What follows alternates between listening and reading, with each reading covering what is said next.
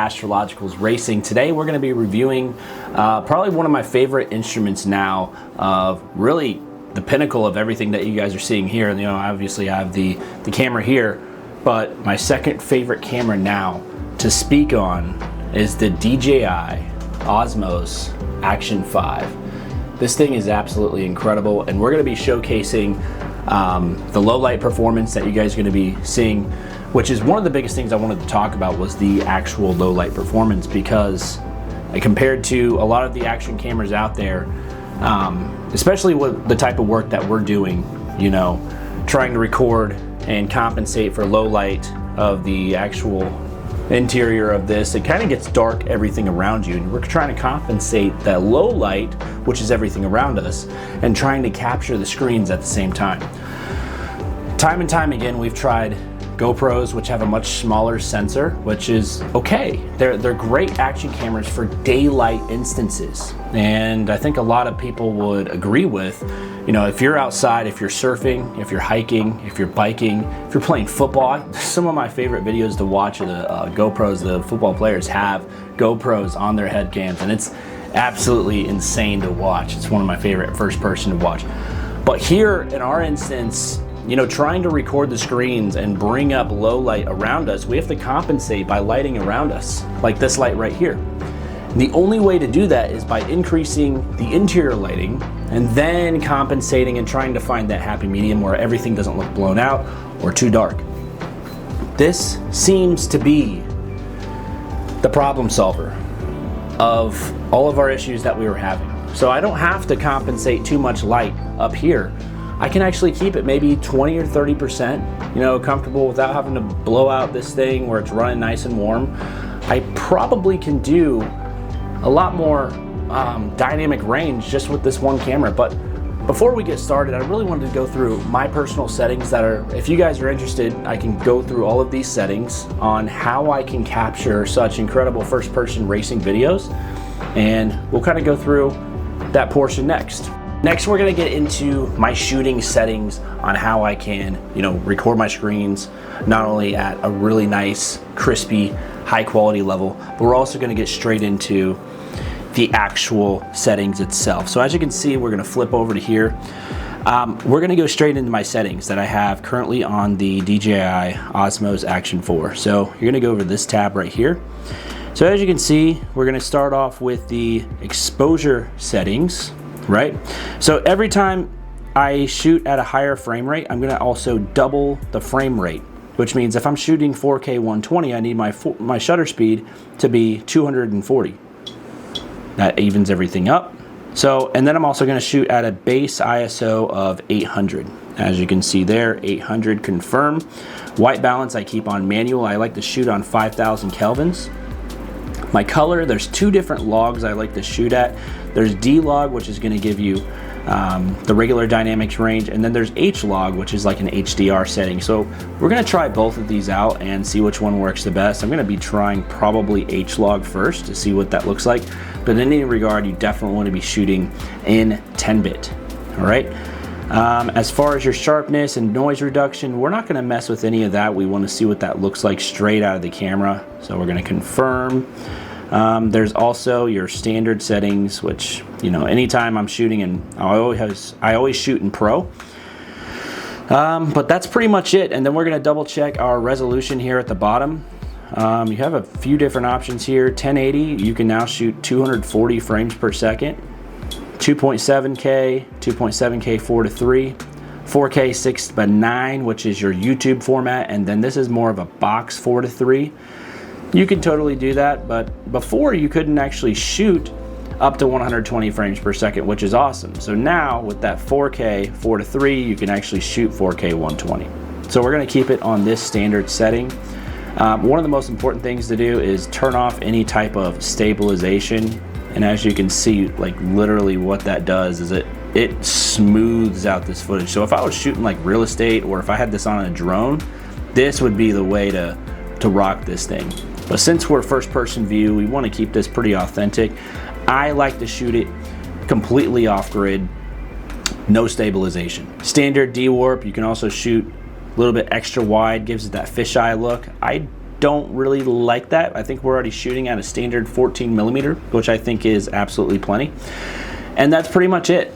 So with that, those are my settings, and we're gonna go ahead and test this out into the rig so you guys can go ahead and check this out. But before we hop in, I really wanted to show you guys this screen. So look how much larger this screen is now. I don't know if you guys can pick that up. Look how much larger.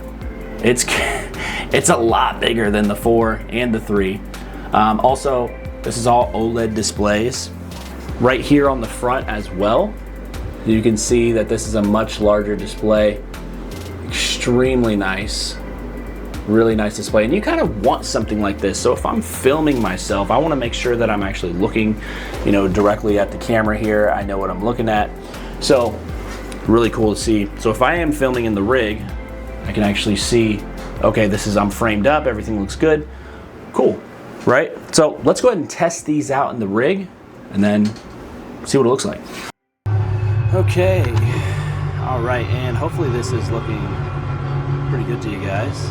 So we are again, so I actually wanted to go back and retract what I said. I said I wanted to shoot on H-Log, and I reviewed the footage and I was not satisfied with it compared to D-Log footage. D-Log is extremely flat, and I think that one's gonna give me a little bit more dynamic range, but yeah, I just wasn't satisfied with the H-Log footage. Maybe that's something to experiment with a little bit more into like the future, but yeah, just from what I've seen right there, I was not overly impressed. So here we are back on 10-bit D-Log with a very minor color grade. And so what we're going to be doing here is kind of just showcasing what this camera's capabilities are. We are shooting on an ISO of, again, 800. So 800 ISO, 240 shutter speed. A little tight through here. Alright, just gonna let them go a little bit.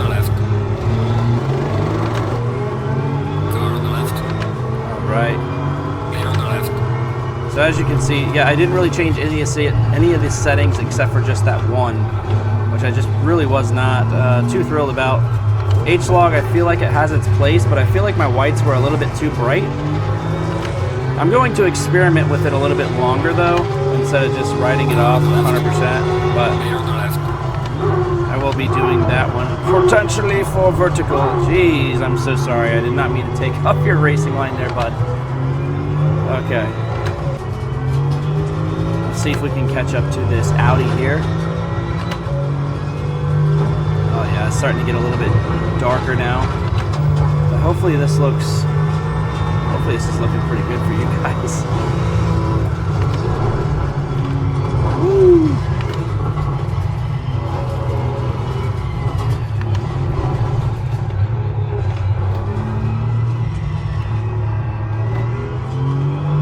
Alright.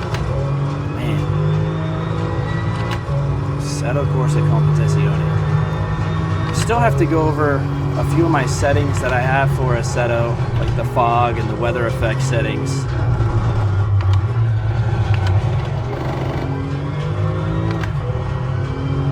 We're probably just gonna concentrate a little bit through here and then really showcase the visuals as we're going through right up here. Woo!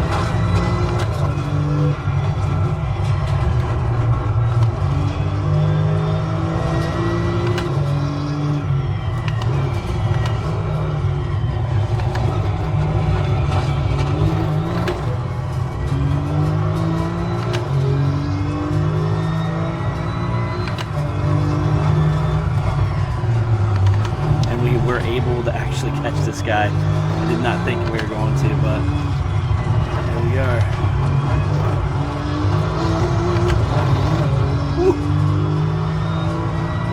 One of my favorite features about this race timer up here is that it's multifunctional. So there's multiple pages on this thing, and it is one of my favorite functional displays that I have. This one's awesome for leaderboards and time, and obviously the track up here.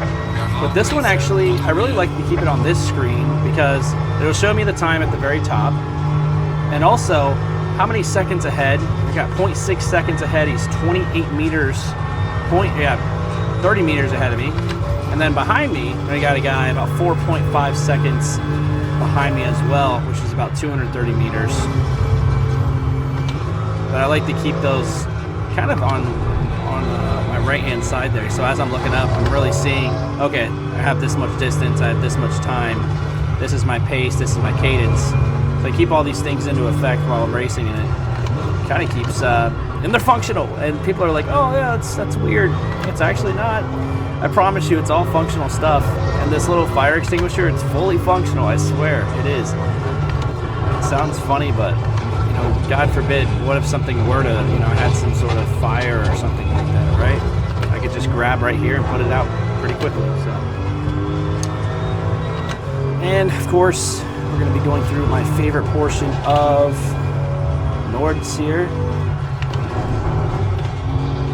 Woo. Oh, a little too aggressive there on the curbing. You will pay for touching the curbs a little too hard in Nords. Now there is one car, I think it's the GTR. Yeah, it's definitely the GTR, where I'm able to eat these things, but the car drives like a boat, man. Like, it is so heavy. And then the Mercedes also, I usually eat these pretty well, but the Porsche does not like curbs very much at all, from my experience. All right, I'm gonna check out the sun through these trees here. There we go. Looking absolutely amazing. Oh boy.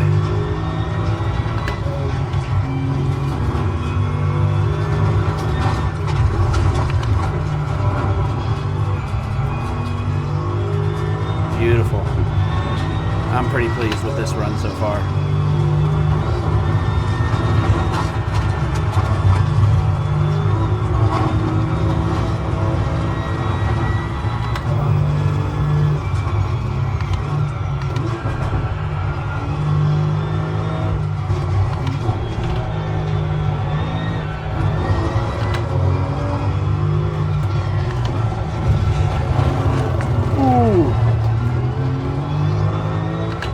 Definitely got really uneven back there.